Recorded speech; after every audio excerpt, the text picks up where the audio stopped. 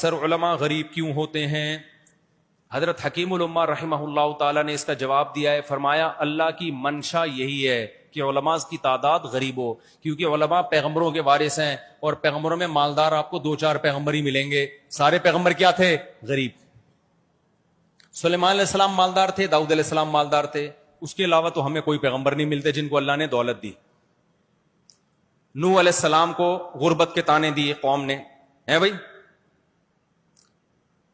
ابراہیم علیہ السلام تو ہجرت کر کے پورا ملک چھوڑ کے چلے گئے، صحیح ہے نا، غربت ہی غربت۔ اور موسیٰ علیہ السلام، ہارون علیہ السلام، فرعون تو طعنے دیتا تھا نا سب کو۔ اور محمد صلی اللہ علیہ وسلم جو پیغمبروں کے سردار ہیں وہ تو سید المساکین تھے، مساکین کے سردار تھے۔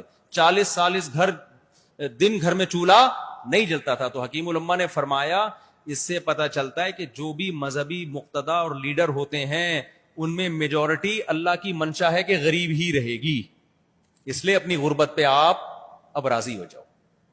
ایک آدمی نجومی کے پاس گیا، ہاتھ دکھایا، نجومی نے کہا تم 10 سال تک غریب رہو گے۔ وہ بڑا خوش ہوا کہ 10 سال کے بعد تو پیسہ آئے گا۔ اس نے کہا اچھا 10 سال کے بعد کیا ہوگا؟ اس نجومی نے کہا غربت کی عادت پڑ جائے گی تمہیں۔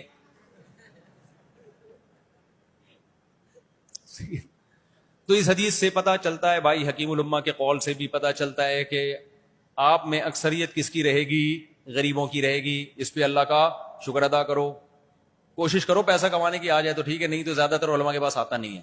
حکیم الامہ نے اس کی 2 وجوہات بیان کی۔ ایک وجہ تو یہ کہ علماء انبیاء کے وارث ہیں، کچھ علماء کے پاس پیسہ آتا بھی ہے، کچھ کے پاس آتا بھی ہے پیسہ، جیسے پیغمبروں میں سلیمان علیہ السلام کے پاس، داؤد علیہ السلام کے پاس پیسہ آ گیا نا، تو کچھ علماء کے پاس بھی آتا ہے، لیکن میجورٹی غریب رہے، اور یہی ان کے اہل حق ہونے کی علامت ہوگی۔ سمجھتے ہو؟ دوسری وجہ اس میں اللہ کی حکمت یہ ہے کہ جہاں پیسہ آتا ہے نا بدماشی بھی وہیں آتی ہے۔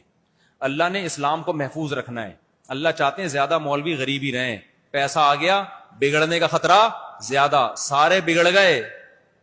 تو جب مقتدا سارے بگڑ گئے یا بگڑنے کا ریشو ان میں بڑھ گیا تو جو ان کے ماتحت لوگ ہیں وہ تو ابگڑ الناس بن جائیں گے۔ ابگڑ کمپیریٹو ڈگری، اس میں تفضیل، وہ کیا بن جائیں گے؟ یہ اگر بگڑیں گے تو ان کے مریدین ابگڑ ہوں گے، ان سے بھی زیادہ بگڑیں گے۔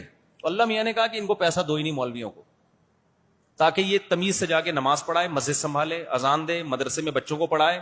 ادھر پیسہ آیا بولے گا جاؤ مدرسہ، جاؤ مسجد کی امامت، تھائی لینڈ جائے گا اور امریکہ جائے گا، ادھر جائے گا، تھوڑے دنوں تک حلال عیاشی کرے گا، اس کے بعد اس بات کا امکان ہے کہ حرام میں پڑ جائے۔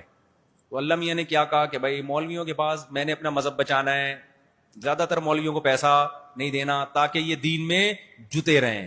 پیسہ جب آتا ہے تو بھائی نماز پڑھنے کا دل نہیں چاہتا، پیسہ جب آتا ہے تو بھائی پھر کیا ہوتا ہے پتہ ہے نا آپ کو، پھر مدرسے کو ٹائم دینا، یہ سب چیزیں پھر آدمی کو بوجھ لگتی ہیں۔ تو ایک حکمت یہ بھی ہے، تو اس پہ اللہ کا شکر ادا کرو کہ اللہ نے علماء کو زیادہ تر غریب ہی رکھا ہوا ہے۔